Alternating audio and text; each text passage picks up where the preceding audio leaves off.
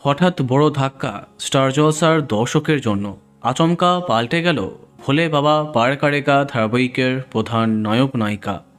প্রায় 5 মাস আগেই এই ধারাবাহিকের মাধ্যমে যখন মধুমিতা সরকার কামব্যাক করেছিল, সবাই মনে করেছিল হয়তো আবার টিআরপিতে ধামাকা করবে।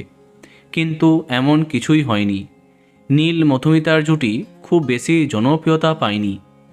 বেশ কিছু কারণে আলোচনায় আসতে পারেনি এই মেগা। তার মধ্যে অন্যতম কারণ দুর্বল স্টোরি লাইন এবং টাইম স্লট। যাই হোক, এবার ধারাবাহিকটি চলে যাচ্ছে 10:30টায়।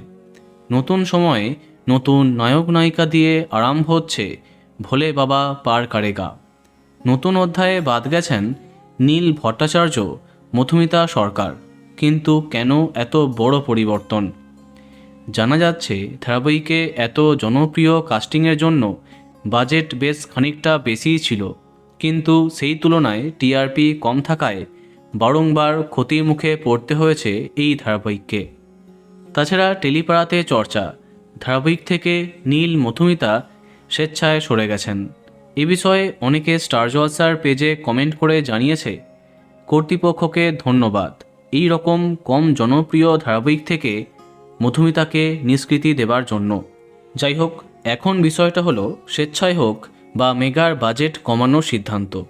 কারণ যাই হোক, নীল মধুমিতাকে আর দেখা যাবে না ভোলে বাবা পার করেগা ধারাবাহিকে। তাদের পরিবর্তে থাকছে 2 জনপ্রিয় নায়ক, রাহুল ব্যানার্জি এবং সিদ্ধার্থ সেন।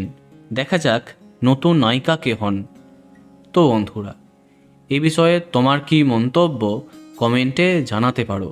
আর এই রকমই আরও অনেক ভিডিও পেতে সাবস্ক্রাইব কারেন্ট বস।